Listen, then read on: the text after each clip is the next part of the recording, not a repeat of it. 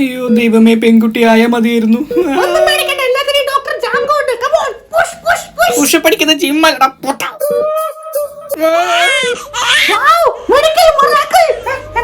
എന്റെ 30 വർഷത്തെ മെഡിക്കൽ ലൈഫിൽ ആദ്യമായിട്ട് ഇത്ര വലുത് കാണുന്നത്.